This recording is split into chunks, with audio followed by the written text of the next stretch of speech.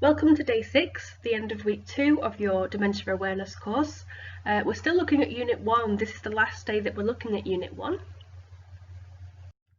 So your aims and objectives for today are to describe the risk factors for the different causes of dementia, and identify prevalence rates for the different causes of dementia. As always, please keep an eye out on the top right hand side to help you to see which question I'm relating to. Risk factors for dementia. So risk factors are those elements that are in somebody's lifestyle or history that increase or decrease the chances of someone developing a particular condition. So research into dementia is ongoing, but the current view or the current idea is that the risk of developing dementia is a combination of genetic, so family history, or environmental factors. So environmentally are things that we do each day. So the main factors are our age. So as we get older, we're higher risk, but not guaranteed to have dementia. Our gender, so sometimes we're more risky as a male or a female. Our lifestyle choices, we'll come on to those shortly, but things like smoking and obesity, and family history or genetics. So let's have a look at age. So 1 in 6 people over 80 has dementia, and 1 in 100 people aged between 65 and 70 has dementia. So age is the most common factor for getting dementia, but when we get old, it doesn't mean that we'll definitely get dementia. It just means the risk of getting it is higher. There are younger people with dementia, just like we looked at yesterday with frontotemporal dementia. And there are also many older people who don't have dementia. Research shows that people from Black and ethnic minority groups have a higher chance of early onset dementia. Most people are more at risk of Lewy body dementia when they're over 60. Age is the most common risk factor for vascular dementia, and age is the most common risk factor for Alzheimer's disease. So if you remember from last week, we said that men between age 60 and 69 years have a 1.5% chance of developing dementia, whereas men over 90 have a 25% chance of developing dementia. Whereas women aged 60 to 69 years have a 1% chance of developing dementia, whereas over 90 years women have a 33% chance of developing it. So it's going to be more common in men aged 60 to 69 than it is women, but it's going to be more common in women over 90 than it is in men. Let's have a look at gender. So gender is another factor for the risk of dementia. So women are more likely than men to develop Alzheimer's disease. Men are more likely to develop vascular dementia than women, and men are more likely to develop Lewy body dementia than women. And then those stats that I just showed you on the previous slide, I've just put on here again, because although we related them to age, they also relate to gender. Smoking. So the effects of smoking on the lungs and the cardiovascular system are well known to increase the chances of heart disease and cancer. But the health of the brain cells depends on the brain's blood supply, so smoking becomes a risk factor for vascular dementia. Research shows that smokers are twice as likely as non-smokers to develop Alzheimer's disease as well. Diet. So the benefits of a healthy diet are well known. We hear those, we get adverts from the government, we have programs on TV like Eat Well for Less. At the minute there's a drive for losing weight because of the coronavirus. Maintaining a healthy body weight reduces the risk of developing high blood pressure or heart disease. Because high blood pressure and heart disease concern the blood supply, this can affect the brain and therefore put a person at higher risk of vascular dementia. A diet that's high in saturated fat is also a risk factor because the saturated fat will narrow the arteries, which can cause heart disease and strokes. Heart disease and stroke are an increased risk factor for vascular dementia due to the blood flow issues. But a diet in high cholesterol is also a risk factor for Alzheimer's disease. Exercise. So there is strong evidence that maintaining physical activity throughout life can help prevent many diseases, as exercise benefits our lungs, our heart, and our vascular system. Exercise can help keep a healthy blood flow to the brain, reducing the risk of vascular dementia, so someone who does not exercise often can be at risk of vascular dementia. The risk of Alzheimer's disease is also affected due to the potential heart disease and high cholesterol. So if somebody isn't exercising and is gaining weight and has heart disease and high cholesterol as a result of this, then they are at higher risk of Alzheimer's disease. But someone who gets hit in the head regularly, like a boxer, will be at higher risk of dementia because of those repeated head injuries. So although exercise is a good thing, it really depends on what type of exercise you choose to do. If you choose boxing, you're going to be at higher risk. Alcohol.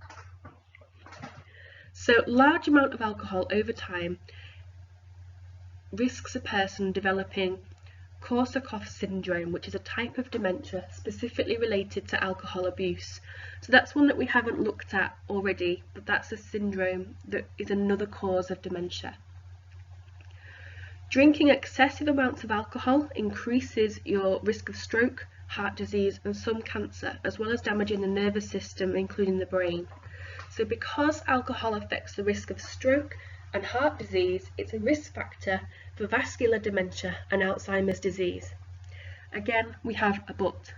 Red wine has been seen as beneficial because in moderate amounts it can keep the brain healthy because it is full of antioxidants.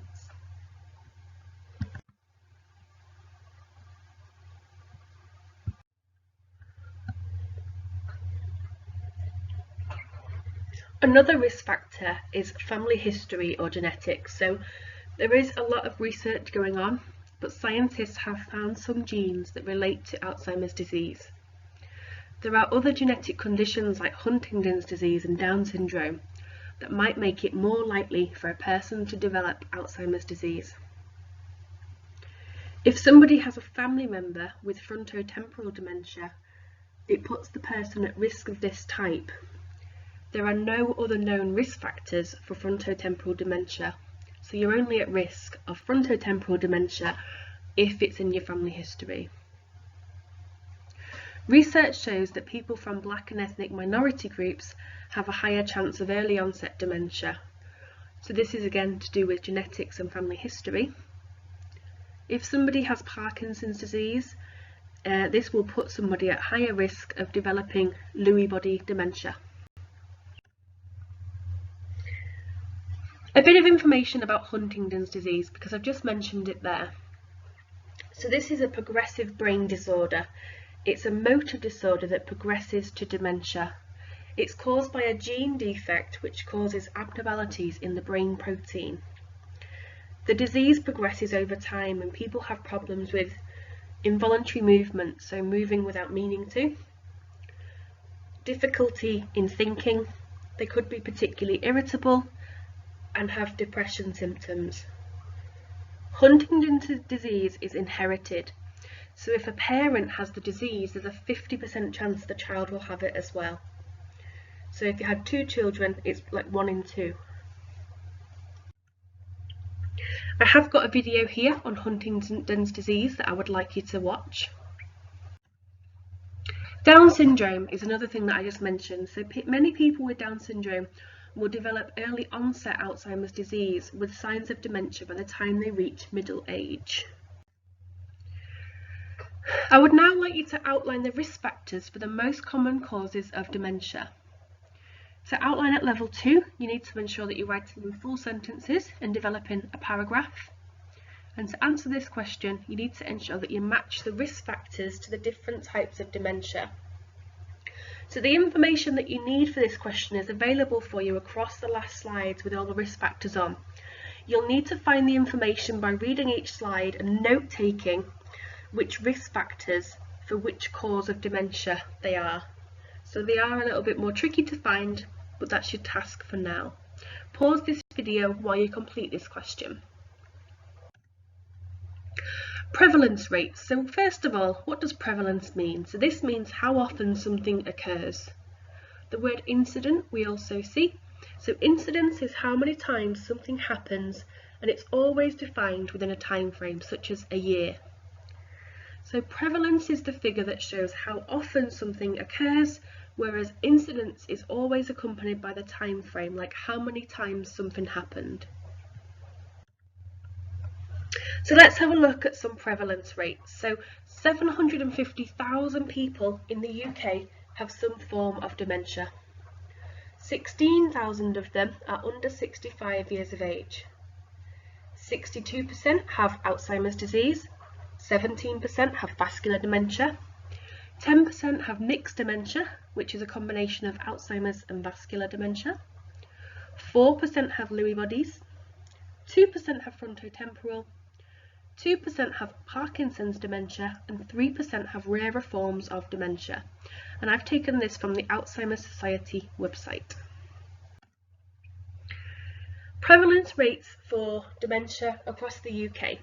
So age 40 to 64, one person in every 1,400 of the population has dementia.